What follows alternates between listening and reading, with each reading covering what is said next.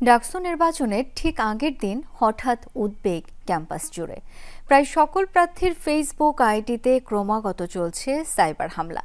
এরই মধ্যে নিষ্ক্রিয় হয়ে পড়েছে অনেক আইডি। এই নিয়ে শঙ্কা প্রকাশ করেছেন প্রার্থীরা।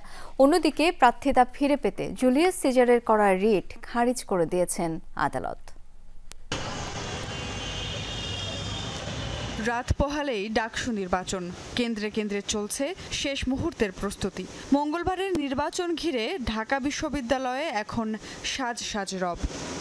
এবারের ডাকসু নির্বাচন শুরু থেকেই ছিল বেশ উৎসবমুখর।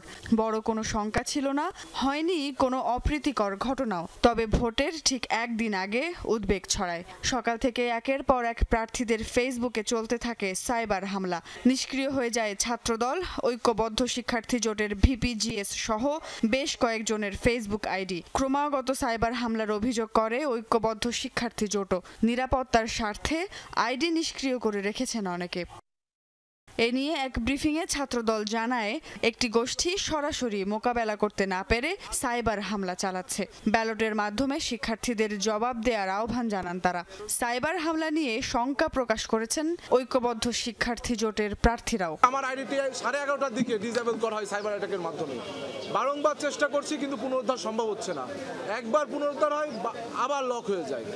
একইভাবে আমাদের এজিএস প্রার্থী তানভীর আল হাদি মায়েদ, তার আইডিটি ভেরিফাইডও না, কিন্তু তার আইডিটিও একই অবস্থা, ডিসেবল হচ্ছে। যারা এই অন্যায় পথকে বেছে নিয়েছে, যারা এই প্রপাগান্ডাকে বেছে নিতে চায়, সাইবার বুলিং করে রাজনৈতিকভাবে মোকাবেলা করতে না পেরে সাইবার বুলিং করে মোকাবেলা করতে চায়, প্রিয় ঢাকা বিশ্ববিদ্যালয়ের শিক্ষার্থীবৃন্দ, আপনারা আগামীকাল 9 সেপ্টেম্বর ব্যালটের মধ্য দিয়ে তার জবাব ইনশাআল্লাহ আপনারা দেবেন, সেটা আমরা বিশ্বাস করি। প্রার্থীদের ফেসবুক আইডিতে সাইবার হামলা নিয়ে উদ্বেগ প্রকাশ করেছেন আরেক ভিপি প্রার্থী উমামা ফাতেমা।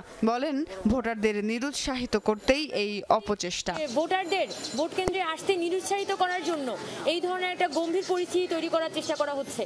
আমরা বিশ্ববিদ্যালয়ের প্রশাসন এবং নির্বাচন কমিশনের কাছে একান্ত অনুরোধ জানাই যে আপনারা প্রার্থীদের, সকল প্রার্থী যারা আছেন তাদের আইটি নিরাপত্তা বা আইডি নিরাপত্তার জন্য দ্রুত তাদেরকে একটা আইটি সহায়তা প্রদান করুন। এদিকে ডাকসুর ভিপি পদে প্রার্থিতা ফিরে পেতে আবারও হাইকোর্টের দ্বারস্থ হয়েছেন জুলিয়াস সিজার তালুকদার।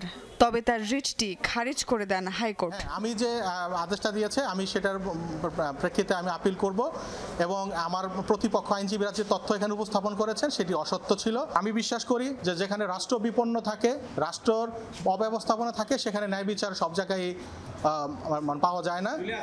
সোমবার ভোর থেকে নিরাপত্তা ব্যবস্থা জোরদার করা হয়েছে গোটা ক্যাম্পাসে। আর মাত্র কয়েক ঘন্টা এরপরই এই রকম 810টি বুথে ভাগ্য নির্ধারণ হবে ঢাকা বিশ্ববিদ্যালয়ের। কে হবেন ডাকসুর নতুন ভিপি জিএস কিংবা এজিএস, সেই উত্তেজনায় ঢাকা বিশ্ববিদ্যালয়ের পাশাপাশি গোটা বাংলাদেশ। সুমাইয়া ঐশী, যমুনা নিউজ, ঢাকা।